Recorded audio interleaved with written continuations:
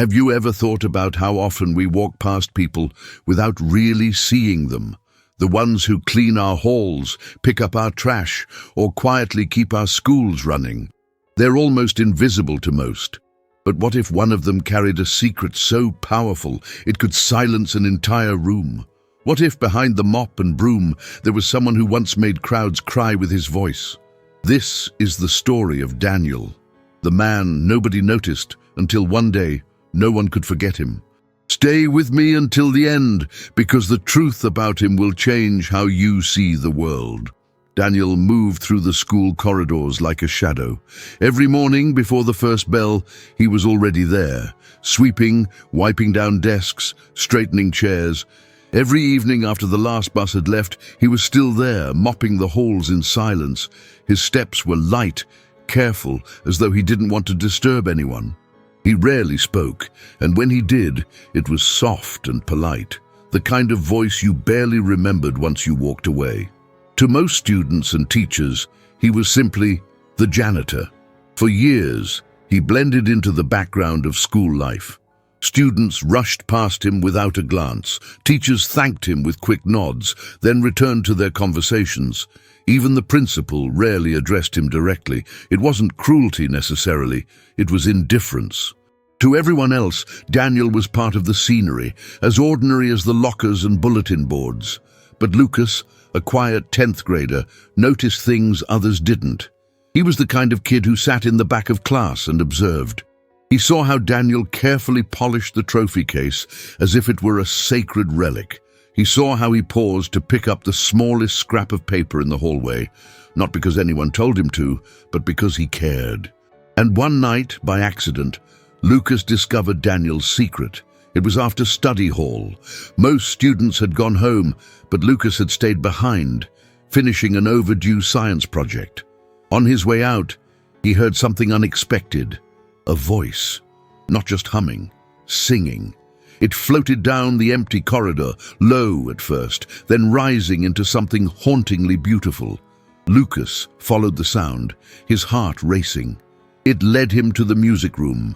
The door was cracked open, and through the gap he saw Daniel, mop in hand, eyes closed, singing to the empty chairs. The setting sun poured through the tall windows, framing him in golden light. The song was old, soulful, filled with a longing Lucas had never heard before. It wasn't the shaky voice of an amateur, it was strong, raw, heartbreaking. Lucas froze. He didn't even breathe, afraid to break the spell. He had goosebumps. The janitor, the man everyone ignored, had a voice that could have belonged on the biggest stage. Daniel finished the song, opened his eyes, and immediately spotted Lucas standing there. The boy blushed, embarrassed for spying. You sing really well, sir," Lucas stammered. Daniel's face shifted, a flicker of something unreadable in his eyes. Then he gave a faint smile, almost apologetic, and shook his head. "Just an old habit," he muttered, before quickly gathering his things and leaving the room.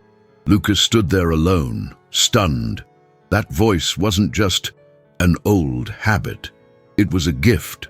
And why was a man with a voice like that cleaning school floors? That night, Lucas couldn't sleep. He replayed the sound in his mind over and over. He had to know more. The next day, he watched Daniel more carefully. He noticed how, when the hallways were empty, Daniel sometimes hummed quietly, almost unconsciously, as if music still lived inside him no matter how hard he tried to hide it. Lucas told his best friend Clara about what he'd heard. At first, she laughed. The janitor, singing. But Lucas insisted, "You have to hear it, it's different. It's real." Clara, curious, agreed to help him watch. And over the next few days, they both noticed the same thing. Daniel's silence wasn't emptiness. It was restraint. He was holding something back.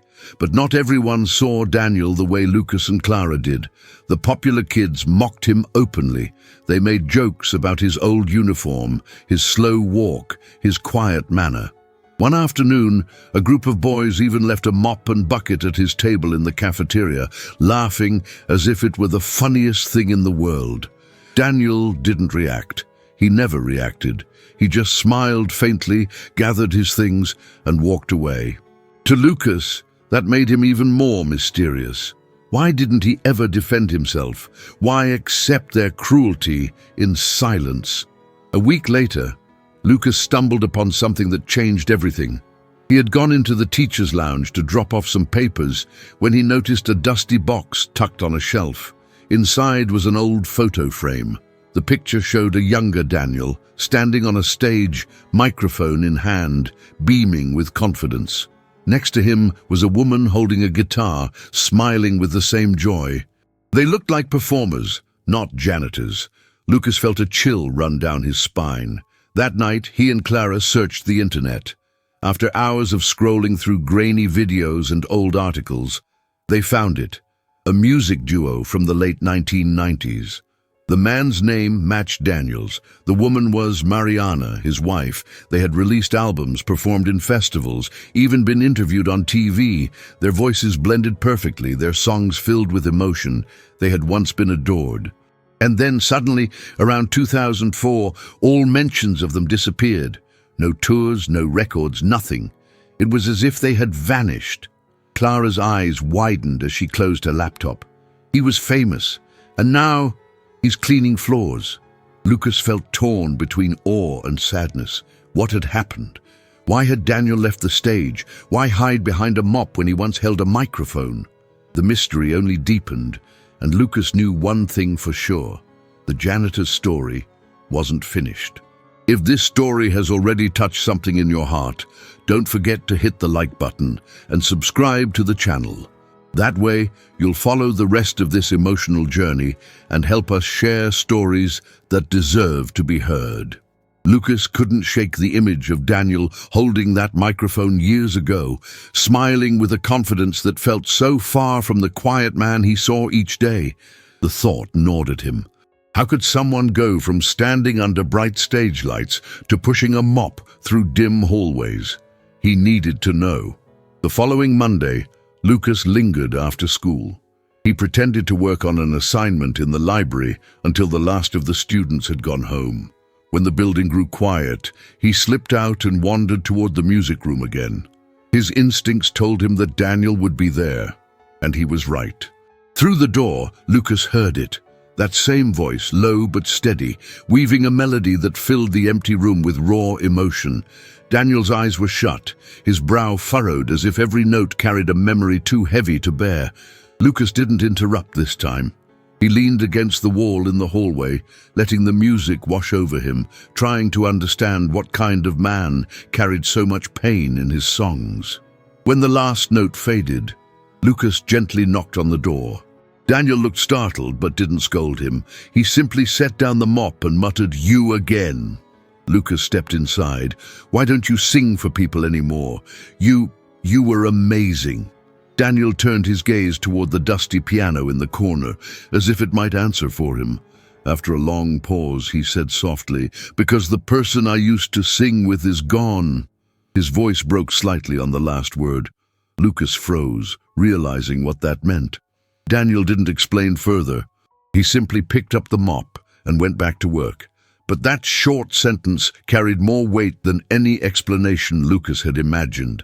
It confirmed what he and Clara had suspected. The woman in the photo, Mariana, must have been his wife, and losing her had silenced him. Lucas left the room quietly, but the words lingered in his mind. He told Clara the next morning, and her eyes filled with tears. That's why he hides. Singing reminds him of her. From then on, Lucas and Clara felt protective of Daniel. They started to defend him whenever classmates mocked him, even if it meant being ridiculed themselves. Some days, they simply offered him a smile or a quick, "Good morning." It wasn't much, but Daniel noticed. His nods grew a little warmer, his faint smiles a little more genuine. It was as though he realized that, for once, he wasn't completely invisible. But the rest of the school didn't change overnight. Cruelty lingered in whispers and laughter behind his back. One afternoon, during lunch, a group of seniors thought it would be funny to record Daniel sweeping the cafeteria and post it online with the caption, "School's Silent Ghost." The video spread quickly, and soon students were mocking him even more. Lucas was furious. He confronted the group, but they just laughed in his face. "Relax, he's just a janitor," one of them sneered. Lucas wanted to punch him, but Clara pulled him away. "It's not worth it," she whispered. Yet deep down, Lucas knew it was worth it, not for revenge, but to show everyone the truth about Daniel. That night, Clara proposed a risky idea. What if we record him singing, not secretly with his permission? Show people who he really is. Lucas hesitated. He doesn't want to be in the spotlight. He told me singing hurts. Clara bit her lip. But maybe it could heal too. Maybe if people heard him, they'd finally see him the way we do. The idea planted itself in Lucas's mind and refused to leave. But convincing Daniel wouldn't be easy. The opportunity came a few days later. It was raining hard, and most students had left early. Lucas found Daniel in the gym, humming while stacking chairs. The echo of his voice against the walls was haunting. Lucas gathered his courage and walked over. "Daniel," he said carefully, "I know about your past. I saw the photo. I even found some videos online. You were incredible." Daniel froze, his hands tightening on the chair he was holding. For a long moment he said nothing. Then he sighed deeply. That was another life. "But it doesn't mean it has to stay buried," Lucas insisted. "Your voice, it could change how people see you. It could change how you see yourself." Daniel chuckled bitterly. "Kid, you don't understand. Singing took everything from me. It gave me the world and then ripped it away. When Mariana died, the music went with her. All I had left was silence. That's why I'm here, because silence is safer." Lucas's throat tightened. He wanted to argue, but he also understood. For Daniel, music wasn't just sound. It was memory, and memory was pain. "Maybe silence is safe," Lucas admitted, "but it's not fair, not to you, and not to the rest of us who could learn from your gift." Daniel looked at him then, really looked, as if weighing the sincerity in his eyes. Finally, he shook his head and walked away. Lucas told Clara later, feeling defeated. He'll never agree, but Clara wasn't ready to give up. "Then we'll do something different. We'll create a place where he won't be mocked. Somewhere he feels safe to sing again. A space for hidden voices." That's when the idea of a secret school event was born.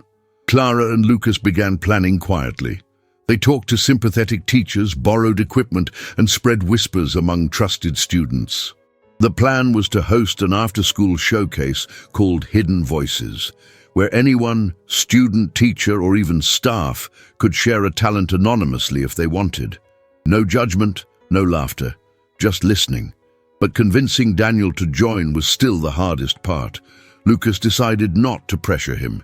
Instead, he started spending more time with him, asking small questions about music, about the past. Slowly, Daniel began to open up.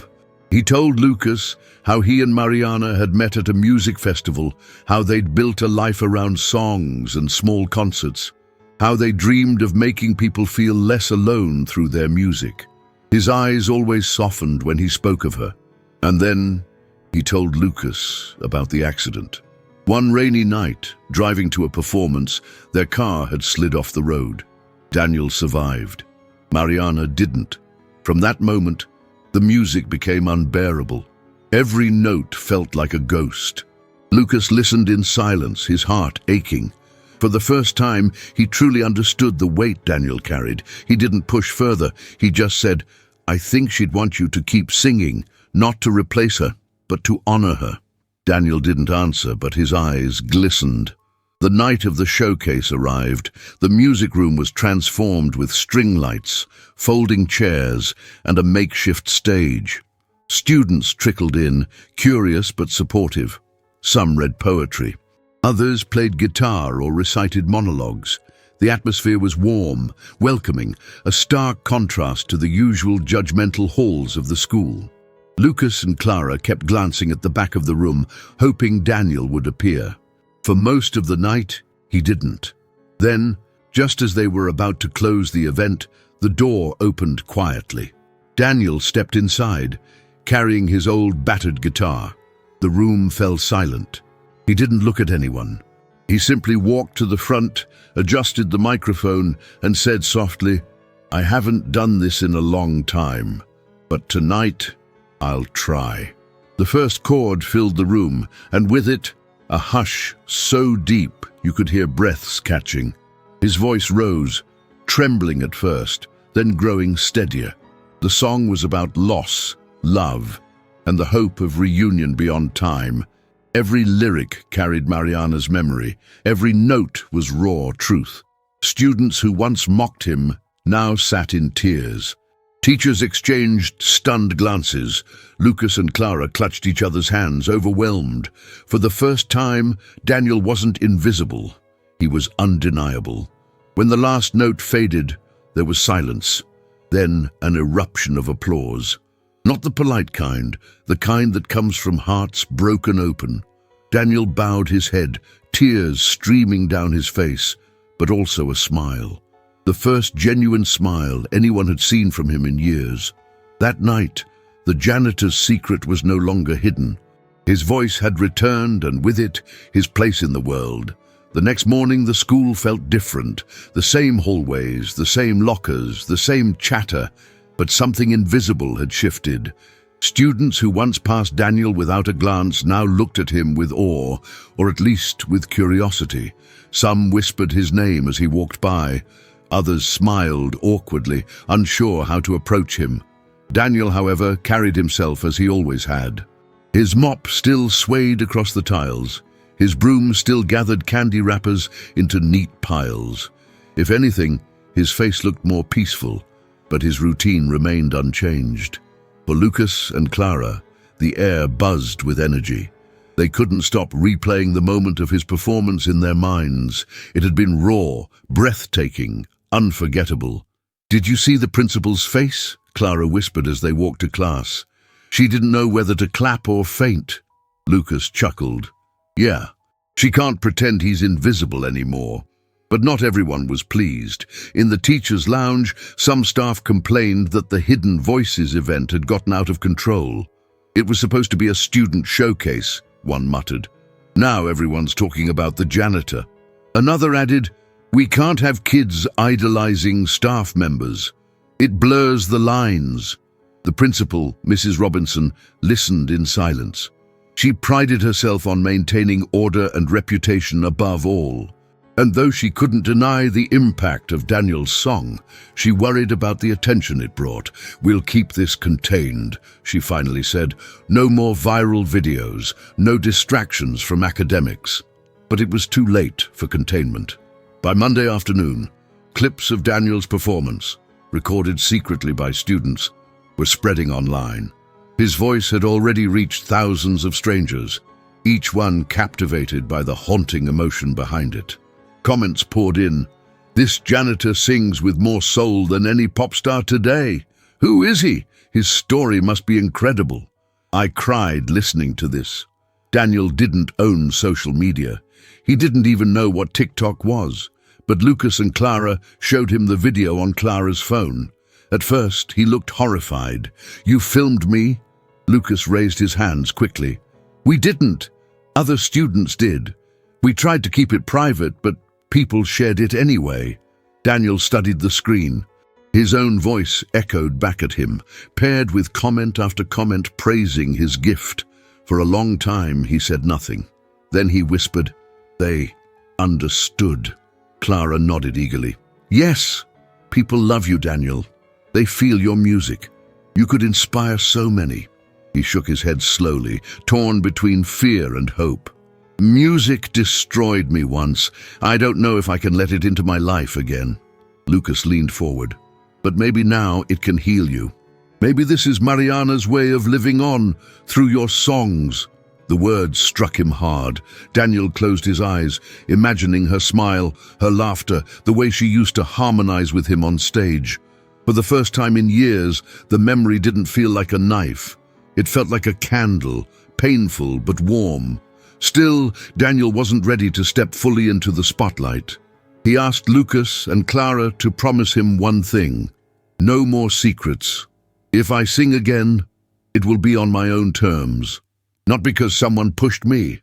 They agreed, but outside their small circle the buzz only grew louder. Local news stations picked up the story. A headline appeared online. School janitor's voice moves hundreds. Hidden star discovered. Parents began asking about him during meetings. Some students even started a petition demanding that the school host another concert featuring Daniel. The administration panicked.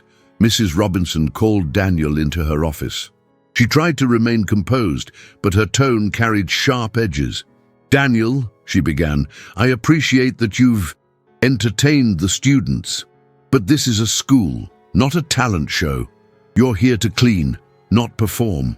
He sat quietly, folding his calloused hands in his lap. "Your presence online is drawing attention we didn't authorize," she continued. "It could become a liability. We may need to transfer you to another facility to avoid further distraction." Daniel's stomach tightened. He had expected some resistance, but hearing it aloud felt like another exile. "I didn't ask for any of this," he said calmly. "I just sang." Mrs. Robinson narrowed her eyes. "Exactly. That's the problem."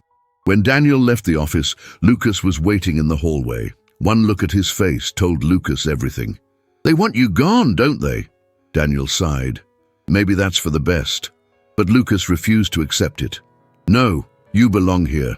People finally see you, Daniel. They finally respect you. You can't let them silence you again." The boy's determination lit a fire Daniel thought he'd lost. Still, he was torn. The past had taught him that visibility brought pain. Yet now, these children, Lucas, Clara, and so many others, were urging him to rise. That evening, Daniel sat alone in his small apartment. On the table lay the old photo of him and Mariana smiling under stage lights. He traced her outline with his finger, whispering, "What would you want me to do?" In the silence, he imagined her voice answering, "Sing. Not for fame, not for applause, but because it's who you are." The next day, Lucas and Clara found him in the gym again, tuning the battered guitar that had long gathered dust. He looked up with a faint smile. "I think I'm ready, but we'll do it our way." Their plan formed quickly. Instead of another secret event, they would host an official school assembly. Daniel would sing openly with permission, forcing the administration to acknowledge him instead of pushing him aside. Lucas and Clara went classroom to classroom, spreading the word. Excitement grew, unstoppable. When the day arrived, the auditorium overflowed. Students packed the seats, teachers lined the walls, and even parents showed up, curious to witness the man behind the viral video. The principal sat stiffly in the front row, her lips pressed into a thin line. Daniel stepped onto the stage slowly, guitar in hand.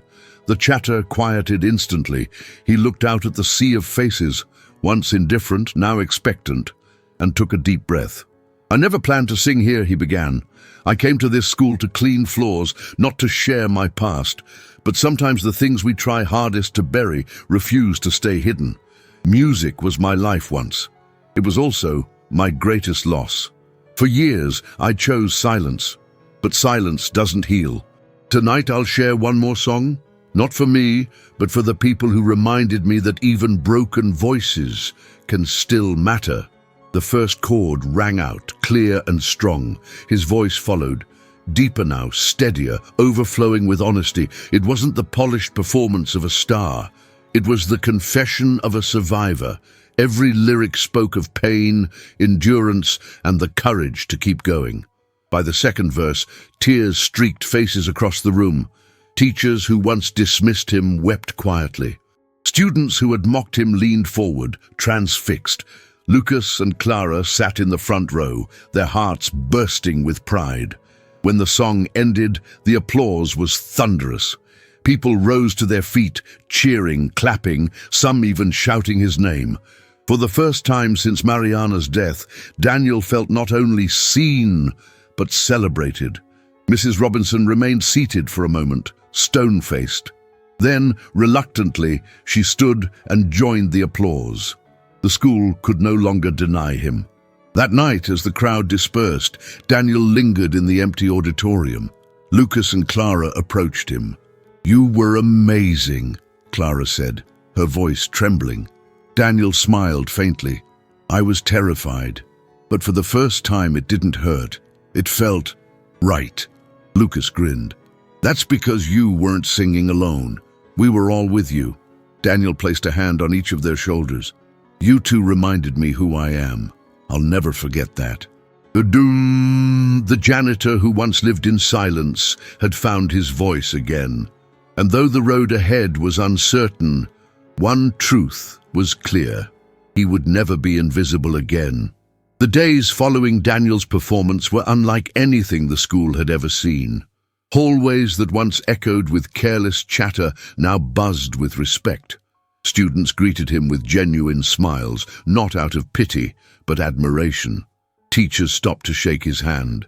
Even the strict math instructor, notorious for her icy demeanor, told him quietly, "You reminded us all what real courage looks like." Daniel accepted it humbly. He still swept floors and emptied trash bins, still mopped up spilled juice in the cafeteria. But there was a difference in every step. He was no longer invisible. His presence carried weight.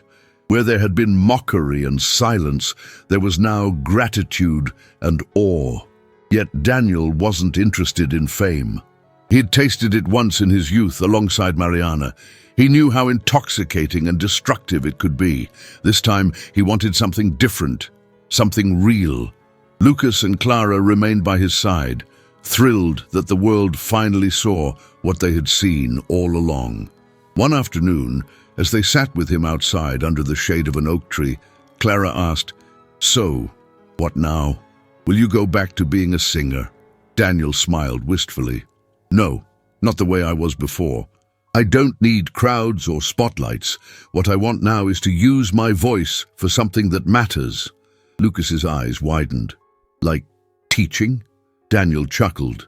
"Maybe not in a classroom, but I could teach in my own way. Music isn't just about performance. It's about healing, about giving people strength when they feel broken." That idea blossomed quickly. Within a week, a group of students approached him asking if he would teach them after school. At first he hesitated. The thought of standing in front of eager faces with a guitar in hand brought back memories, both sweet and painful. But Lucas nudged him gently. "They need you, Daniel, and you need them." So he agreed. The first unofficial music circle met in the dusty storage room behind the gym. A half-dozen students gathered with borrowed guitars, notebooks, and nervous excitement.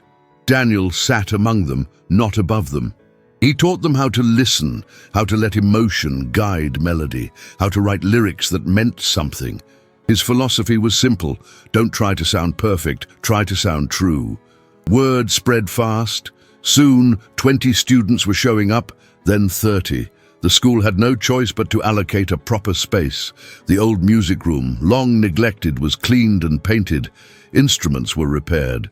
What began as a quiet circle became the foundation of something bigger, a program dedicated to giving voice to those who felt unheard. Daniel named it Mariana's Song in honor of his late wife. He told the students why the name mattered, sharing his story not as a tragedy, but as a testament to endurance.